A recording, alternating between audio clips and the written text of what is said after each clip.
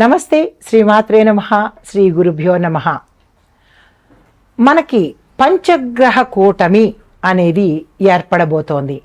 అయితే అది ఎప్పటి నుంచి ఏర్పడుతోంది అంటే కనుక ఏప్రిల్ 14 నుంచి ఏప్రిల్ 23 వరకు మేషరాశిలో ఈ పంచగ్రహ కూటమి ఏర్పడబోతోంది. అది 2025 సంవత్సరం, మరికొద్ది రోజుల్లో. అయితే ఈ పంచగ్రహ కూటమి అంటే ఏమిటి? అసలు కూటమి అంటే ఏంటంటే ఒక యోగము. మనకి ఖగోళంలో రకరకాల యోగాలు, రకరకాల గ్రహాల యొక్క సంచారాలు, వీటి వల్ల మనకి చాలా రకాలైన యోగాలు ఏర్పడుతూ ఉంటాయి. అయితే ఇప్పుడు మనకి రాబోయేది, ఇప్పుడు జరుగుతున్నది అంటే ఏప్రిల్ 14 నుంచి ఏప్రిల్ 23 వరకు ఈ కొద్ది రోజుల సమయంలో ఒక ప్రత్యేకమైన గ్రహయోగము జరగబోతోంది. అయితే ఇందులో 5 గ్రహాలు ఒకే రాశిలో కలుసుకుంటాయి. పంచ అంటే 5, కూటమి అంటే కలవడం అన్నమాట. ఈ 5 గ్రహాలు ఒకే ఒక్క రాశిలో కలుసుకుని ఆ సంచారం చెయ్యడంని పంచగ్రహ కూటమి, ఈ కూటమిని పంచగ్రహ కూటమి అంటుంటారు. అయితే ఈ ఏ గ్రహాలు ఈ కూటమిలో పాల్గొన్నాయి, ఈ 5 గ్రహాలు ఏమిటవి అనేది కనుక చూసినట్టయితే సూర్యుడు, చంద్రుడు, బుధుడు, శుక్రుడు, రాహువు. అయితే సూర్యుడు మామూలుగానే ఉన్నాడు. చంద్రుడు ఏప్రిల్ 17 నుంచి 18 మధ్యలో అంటే ఒకరోజు సమయంలో మాత్రమే ఆ కూటమిలో ఉంటాడు. మిగిలిన వాళ్ళు 5 అంటే మిగిలిన 4 కూడా ఆ కూటమిలో ఉంటూ ఉంటారు. అయితే చంద్రుడు తాత్కాలికంగా చేరినప్పటికీ, అంటే ఒక అతిథిలాగా వచ్చినప్పటికీ కూడా ఆయన్ని కూడా మనము ఈ లెక్కలో చేరుస్తున్నామన్నమాట. ఇది పంచగ్రహ కూటమి. అయితే ఈ కూటమి కరెక్టుగా ప్రారంభ సమయము ఏప్రిల్ 14వ తారీఖు 2025. అప్పుడే కూడా మనకి చూడండి, సౌరమాన ప్రకారము మేష సంక్రమణం కూడా ఏర్పడింది. చాంద్రమాన ప్రకారము కొత్త సంవత్సరం అయితే మనకి సౌరమాన ప్రకారము మేష సంక్రమణము. ఇది కొత్త సంవత్సరం లాంటిది అనమాట. అంటే మరొక ఉగాది అని అనుకోవచ్చు. అంటే ఉగాది అంటే మళ్ళా ప్రేక్షకులు పట్టుకోకండి, కొత్త సంవత్సరం లాంటిది అని చెప్పడానికి. అయితే దీని ముగింపు ఎప్పుడు ప్రారంభమైతే ఏప్రిల్ 14వ తారీఖు. మరి ముగింపు ఎప్పుడు అంటే ఏప్రిల్ 23 బుధుడు మేషం నుంచి వృషభంలోకి మారిపోతాడు. ఈ 5 గ్రహాల్లో ఒకటి వెళ్ళిపోయింది అంటే మిగిలిన 4ని పంచగ్రహ కూటమి అనలేం కదా. అందుకని ఎప్పుడైతే బుధుడు ఇందులోంచి వెళ్ళిపోతాడు, తర్వాత చంద్రుడు ముందే 1 రోజున్నర ఉండి అతను వెళ్ళిపోతాడు. కాబట్టి అక్కడితో ఆ కూటమి అయిపోయినట్టే అనమాట. అయితే పూర్తి స్థాయి ఏప్రిల్ 18 వరకు చంద్రుడు కూడా మళ్ళా వచ్చి చేరడంతో, అయితే ముగింపు మనకి ఏప్రిల్ 23 నుంచి బుధుడు మేషం నుంచి వృషభంలోకి మారేటప్పుడు అత్యుత్తమ ప్రభావము అంటే 14కు అయినప్పటికీ కూడా విశిష్టమైన ప్రభావాన్ని ఇచ్చేది ఏప్రిల్ 17, ఏప్రిల్ 18. అంటే చంద్రుడు కూడా అందులో చేరినప్పుడు ఈ 5 గ్రహాలు లెక్కలోకి వచ్చినప్పుడు మాత్రమే మనకి విశేషమైన ఫలితాలు వస్తాయి. అయితే ఈ పంచగ్రహ కూటమి సమగ్ర విశ్లేషణ చెప్పుకుందాం. ముందుగా ఈ కూటమి ముఖ్యంగా మేషరాశిలో జరుగుతోంది. దీంతో పాటు మేషం నుంచి ప్రత్యక్ష దృష్టితో వీక్షణంతో తుల, కర్కాటక, మకర రాశుల మీద తీవ్ర ప్రభావం పడుతుందన్నమాట. అంటే డైరెక్ట్గా వీళ్ళు చూసే దృష్టి 3 రాశుల మీద, తుల, కర్కాటక, మకర రాశుల మీద ఎక్కువ ప్రభావం పడే అవకాశం కనబడుతోంది. అంటే పంచగ్రహ కూటమి యొక్క ప్రభావము ఈ 3 రాశుల మీద తీవ్రంగా ఉండబోతోంది అన్నది సారాంశము. అయితే ఈ పంచగ్రహ కూటమి స్థానము మేషరాశిలో జరగడము, ఈ కాలము ఈ 14 నుంచి ఈ 23 వరకు అనే కాలము.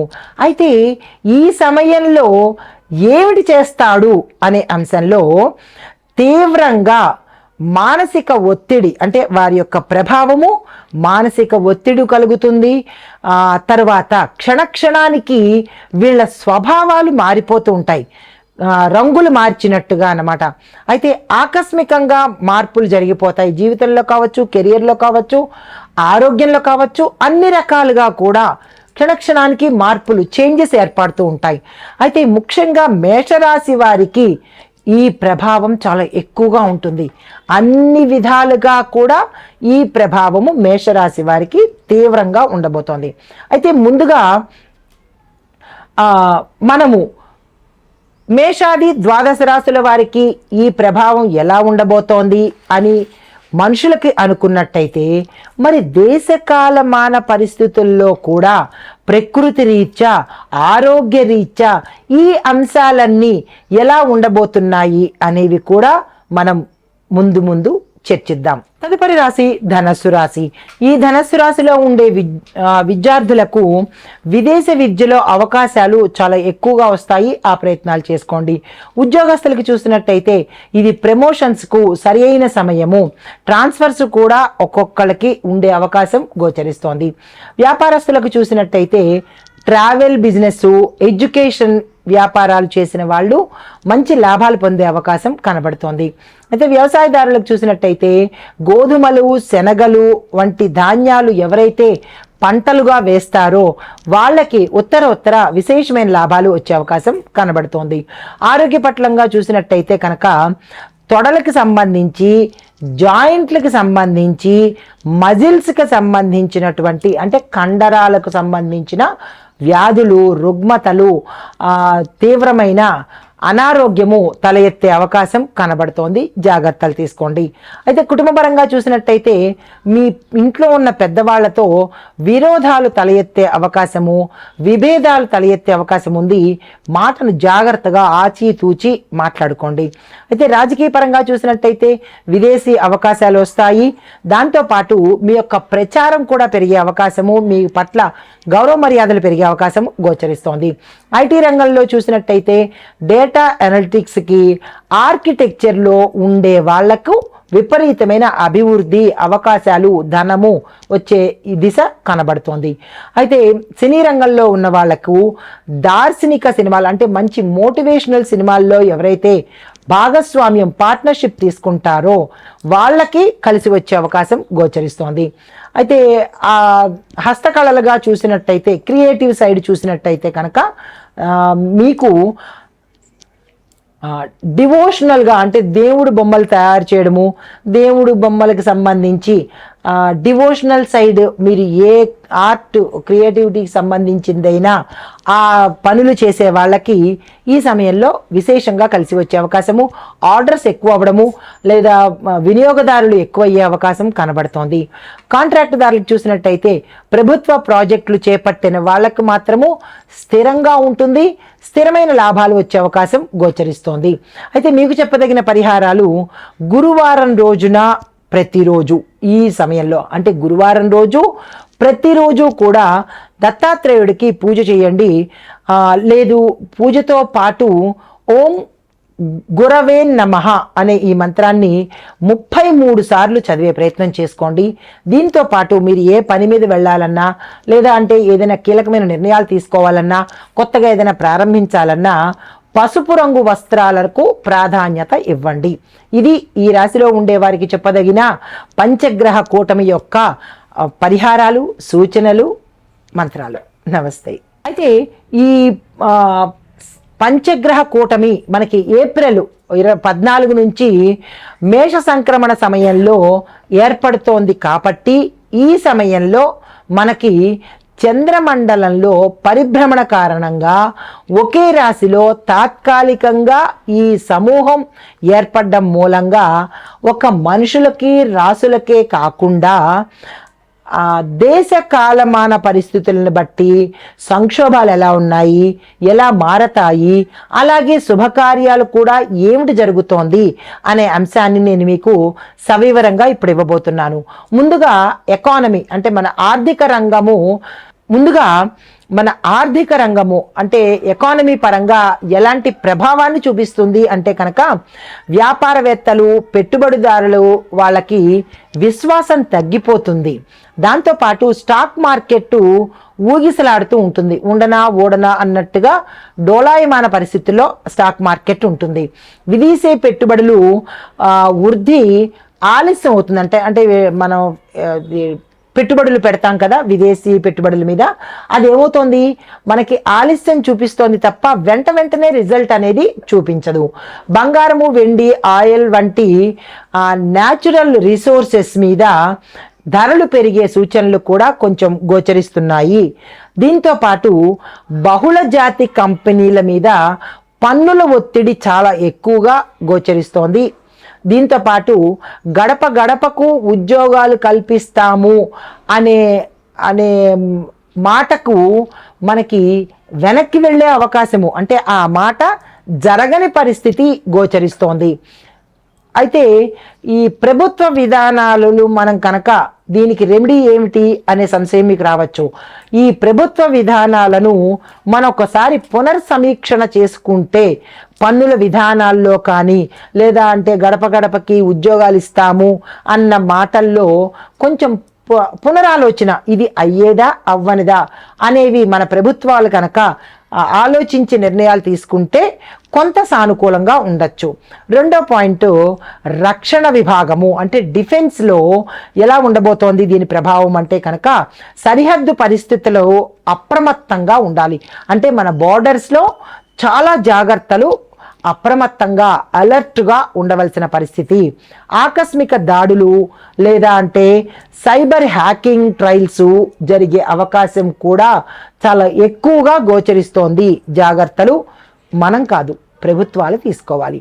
అయితే మితిమీరిన ఆయుధ ప్రదర్శన మీద ఇతర వాళ్ళకి దృష్టి మళ్ళుతుంది కాబట్టి మన ఆయుధాలను ప్రదర్శించకుండా గోప్యత పాటించినట్టయితే కొంత మంచి ఫలితాలు వస్తుంది. అయితే హెలికాప్టరు, డ్రోన్ల వాడకము ఎక్కువగా పెరిగే అవకాశం కూడా కనబడుతోంది. అయితే మరి దీనికి సూచనలు ఏమిటి అంటే కనుక నూతన రక్షణ ఒప్పందాల మీద జాగ్రత్తగా వ్యవహరించాలి. ఇంటెలిజెన్స్ సమాచారము సరిగా సమీక్షించుకున్నట్టయితే కనుక కొంత మనం దాటే అవకాశం కనబడుతోంది. మూడవది, రాజకీయ పరంగా అంటే పాలిటిక్స్ విధానాలు చూసినట్టయితే కనుక ప్రభావం ఎలా ఉండబోతోంది అంటే కొన్ని రాష్ట్రాలలో రాజకీయ సంక్షోభం జరగడము, ప్రభుత్వాల్లో మార్పులు జరగడము కనబడుతోంది. అయితే నేతల మధ్య అంటే లీడర్స్ మధ్య ద్రోహాలు, పార్టీ మార్పులు, మిత్రపక్షాలలో వైరాలు ఇలాంటివన్నీ గోచరిస్తున్నాయి. తర్వాత ఎన్నికల తారీఖు మీద అంటే మనకి ఒక ఎలక్షన్ డేట్ వస్తుంది కదా, ఆ ఎలక్షన్ డేట్ మీద అనిశ్చిత అంటే అది కన్ఫర్మ్ కాదు, మళ్ళా మారుతుంటుంది. ఇలాంటి మార్పులు ప్రతి ట్రిప్కి మారడాలు అనేది కూడా ఇక్కడ గోచరిస్తోంది. ప్రజలలో ఆకస్మిక తిరుగుబాటు భావాలు అంటే ఇవన్నీ తట్టుకోలేక వాళ్ళలో తిరుగుబాటు భావాలు, ఆలోచనలు కూడా పెరిగే అవకాశాలు కనబడుతున్నాయి. పింఛన్లు, నిత్యావసరాల ధరల విషయంలో అసంతృప్తి ప్రజల్లో ఏర్పడుతుంది. ఎందుకంటే ఇచ్చిన మాట నిలబెట్టుకోలేకపోవడము, పింఛన్లు తగ్గించడము లేదా అది ఇస్తాము ఇది ఇస్తాము అని చెప్పి చివరికి ఏది ఇవ్వకపోవడము, ఇలాంటి బాధల్లో ప్రజలు ఉన్నారు కాబట్టి వాళ్ళు తిరగబడే అవకాశం కూడా ఇక్కడ గోచరిస్తోంది. వాళ్ళల్లో తీవ్రమైన అసంతృప్తి కూడా కనబడుతోంది. అయితే మరి దీనికి ఏమిటి పరిష్కారము అంటే కనుక ప్రజలు సంయమనం పాటించే విధంగా ప్రభుత్వాలు ప్రచారాలను చెయ్యాలి. అటువంటి ప్రయత్నాలు చేస్తే కనుక ప్రజలు కొంత శాంతించే అవకాశము, లేదంటే తిరుగుబాటు ధోరణిలోకి వెళ్ళే అవకాశాలు కూడా ఈ సమయంలో గోచరిస్తున్నాయి. తర్వాత నాలుగవది, ప్రకృతి విపత్తులు అంటే న్యాచురల్ క్యాలమైటీస్, డిజాస్టర్స్ అన్నమాట. ఇవి ఎలా వస్తున్నాయి ఈ ప్రభావం అంటే కనుక విపరీతమైన భూకంపాలు రావడము, నైరుతి భారతదేశంలోనూ హిమాలయ ప్రాంతాల్లో చిన్న చిన్న భూకంపాలు సంభవించే అవకాశాలు కనబడుతున్నాయి. మళ్ళా తర్వాత విపరీతంగా వేడి కూడా పెరిగే అవకాశం ఉంది. ఎందుకు అంటే మేషరాశిలో అగ్నితత్వము, అసలు మేషరాశే అగ్నితత్వము, అధిపతి కుజుడు. అయితే అందులోనూ సూర్యుడు ప్రవేశము కాబట్టి అగ్నితత్వం ఎక్కువగా ఉండడం వల్ల, ఎండలు ఎక్కువగా ఉండడం వల్ల, వడగళ్ల వాన అంటే వాతావరణంలో కూడా అనిశ్చితి, విపరీతమైన వేడి, మళ్ళా అదే క్షణంలో వర్షాలు, అందులోనూ వడగళ్ల వానలు ఇలాంటివి కలగడము, మళ్ళా అంటే కొన్ని ప్రాంతాలని తుడిచిపెట్టేసి వరదలు కూడా, అంటే ముంచేసే వరదలు కూడా సంభవించే అవకాశాలు ఈ సమయంలో గోచరిస్తున్నాయి. అంటే పంచగ్రహ కూటమి అనేది ఒక రకంగా విపత్తుకు కారణమే. అగ్ని ప్రమాదాలు చూసినట్టయితే, అంటే ఒక్కొక్క డిజాస్టర్ చూసినట్టయితే భూకంపాలు, తుఫాన్లు, అతి ఎండలు, తర్వాత అగ్ని ప్రమాదాలు పరిశ్రమల వద్ద కానీ, లేదా అంటే ఇళ్లల్లో కానీ, లేదా ఒక కూటమిలో కానీ విపరీతంగా అగ్ని ప్రమాదాలు, షార్ట్ సర్క్యూట్స్ అవ్వడము ఆ షాపుల్లోనూ ఆఫీసుల్లోనూ, ఇంకా ఇక్కడ అక్కడ అని కాదు, ఎక్కడైతే మనకి ఎలక్ట్రిక్ సంబంధించి అగ్నికి సంబంధించినవి ఉంటాయో హోటల్స్ ఇలాంటి వాటిల్లో విపరీతమైన అగ్ని ప్రమాదాలు జరిగే అవకాశాలు చాలా తీవ్రంగా కనపడుతున్నాయి. అయితే దీనికి సంబంధించిన సూచనలు ఏమిటి అంటే కనుక అగ్నిమాపక సిబ్బంది ఎప్పటికప్పుడు అలర్ట్గా ఉండడము, నిర్వహణ సిబ్బందిని అప్రమత్తంగా ఉంచడము. అగ్ని ప్రమాదం జరిగిన 12 రోజులకో 15 రోజులకో వెళ్ళడం కాకుండా, అంటే దానికి సంబంధించినటువంటి స్టాఫ్ రెడీగా ఉంటే జరిగిన వెంటనే వెళ్ళేటట్టుగా ఉండాలి. దట్టు ఇంకొకటి ఏంటి, ఈ ఫైర్ ఆఫీసెస్ కూడా సాధ్యమైనంత అంటే తక్కువ కూడలిలో ఉండేటట్టుగా, అంటే 1 కిలోమీటరు లేదంటే 2 కిలోమీటర్ల దూరంలోనూ అలా దగ్గరగా ఉండేటట్టుగా అయితే అందుబాటులోకి వచ్చే అవకాశాలు కనబడుతుంటాయి. కాబట్టి ఇలాంటి సూచనలు చెప్పడం జరిగింది. అది ప్రభుత్వం పాటించే ఏర్పాట్లు చేసుకోవాలి. తర్వాత మహమ్మారి జబ్బులు ఉంటాయి కదా, డిసీజెస్. ఈ డిసీజెస్ ఎలా ఉన్నాయి అంటే, మేషము తలవైపు రాశి కావడంతో మానసిక, అంటే ఈ మేషము తల భాగంలో ఉంది, అందులోనూ ఈ పంచగ్రహ కూటమి జరిగింది, దానిలోనూ మేష సంక్రమణం జరిగింది, అంటే రవి సంక్రమణం జరిగింది. ఇన్ని జరగడం వల్ల ఏమైందంటే మానసికంగా, అంటే మనసు మీద ప్రభావాన్ని ప్రజల్లో కనిపిస్తూ ఉంటుంది. తర్వాత హీట్ స్ట్రోక్స్ రావడము, పొడి అంటే ఒళ్ళ మీద దద్దుర్లు రావడము, తర్వాత వైరల్ ఫీవర్స్ పెరిగే అవకాశము చాలా ఎక్కువగా కనిపిస్తోంది. మరికొన్ని చోట్ల కొంతమందికి గుండెకు సంబంధించి, నరాలకు సంబంధించినటువంటి వ్యాధులు పెరగడము, అంటే హార్ట్ అటాక్స్ ఎక్కువ రావడము, నరాలకు సంబంధించినటువంటి జబ్బులు ఎక్కువగా రావడము గోచరిస్తోంది. కొన్ని ప్రాంతాల్లో ప్రాణాంతకమైన వైరస్లు కూడా అప్పటికప్పుడు వచ్చే అవకాశం కనబడుతోంది. పెద్ద స్థాయిలో కాకపోయినప్పటికీ కొద్ది స్థాయిలో ఇలాంటివి గోచరిస్తోంది. అయితే ఓవరాల్గా కంక్లూజన్, సారాంశం ఏంటంటే, మనకి ఈ పంచగ్రహ కూటమి వల్ల దేశంలో ఆర్థిక మందగమనంగా ఉండే సూచనలు, అంటే ఆర్థికంగా చాలా తక్కువ నడక జరిగే అవకాశము, రాజకీయంలో అస్థిరతలు, ప్రకృతిలో విపత్తులు, ఆరోగ్య సమస్యలు తల ఎత్తి ప్రజలు అల్లకల్లోలమయ్యే అవకాశం కనబడుతోంది. అయితే ఇది పూర్తిగా ప్రతికూలం కాదు, కానీ శాస్త్రీయ ఆలోచనలకు, అంటే మనకి ఇది ఒక అంచనాగా, ఎందుకంటే నవనాయక ఫలితాలలోనూ రాజు సూర్యుడి అవ్వడము, అదే రాజు మనకి మేషంలోంచి సంక్రమణం అవ్వడము, దానిలోనే మనకి ఈ పంచగ్రహ కూటమి రావడము, ఇలాంటివన్నీ జరుగుతున్నాయి. కాబట్టి ఈ విపత్తులు గోచరిస్తున్నాయి.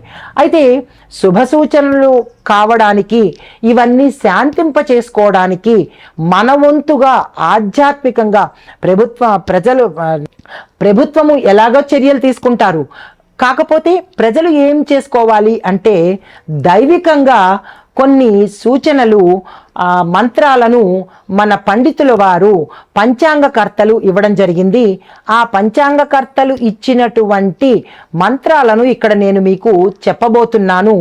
ఇది నా సొంత మంత్రాలు కాదు, మన పంచాంగకర్తలు, మన పెద్దలు ఇచ్చిన మంత్రాలు. కాబట్టి వాటిని ప్రతి ఒక్కరూ, మేషాది ద్వాదశ రాశుల వారు అందరూ కూడా చదువుకుంటే ఈ ప్రకృతి విపత్తుల నుంచి మనం తప్పించుకునే ప్రయత్నం చేయొచ్చు.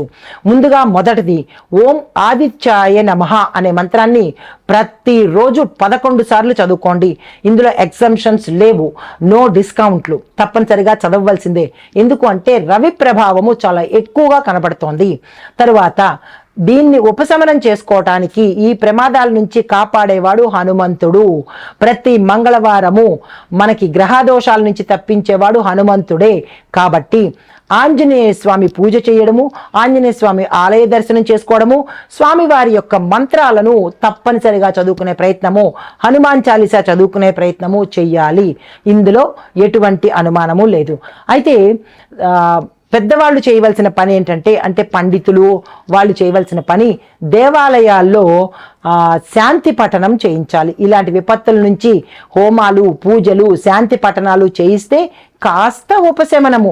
ఇప్పుడు మండుటెండలోంచి ఏసీలో కూర్చుంటే ఎంత శాంతిగా ఉంటుందో, అలాగే ఈ విపత్తుల నుంచి మమ్మల్ని కాపాడండి అని అల్టిమేట్గా దైవ ప్రార్థనకు మించినది మరొకటి లేదు.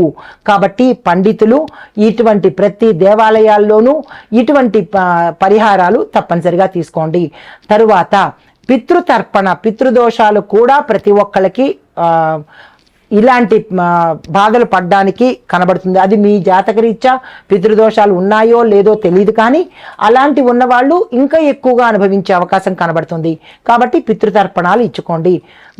ఒక గోమాతలో 33 కోట్ల దేవతలు ఉంటారు కాబట్టి గోమాత పూజ చేసుకోండి. గోవుకి గ్రాసాన్ని తినిపించండి. అలా చేస్తే కనుక కుటుంబంలో శాంతి ఏర్పడుతుంది. మొత్తం అంతా శాంతి మనం ఒక్కళ్ళం చేయలేం కాబట్టి ప్రతి కుటుంబము శాంతిగా ఉంటే విపత్తులు అనేవి దగ్గరకు రావు. కాబట్టి సాధ్యమైనంత వరకు దాన ధర్మాలు చేసుకోండి, మానవత్వాన్ని చూపించండి, దైవారాధన చేసుకోండి. ఇలాంటి విపత్తుల నుంచి మనల్ని మనం కాపాడుకున్న వాళ్ళం అవుతాము. ఈ పంచగ్రహ కూటమి యొక్క ఫలితాలు మనల్ని చేరకుండా ఉండే అవకాశము, మనము, మన ఇల్లు, మన దేశము, మన ప్రజలు, మన నాయకులు కూడా సుభిక్షంగా ఉండాలి అని కోరుకుంటూ, ఆ గ్రహాల యొక్క అనుగ్రహము మన దేశం మీద ఉండాలని కోరుకుంటూ, సర్వే జన సుఖినో భవంతు. నమస్తే.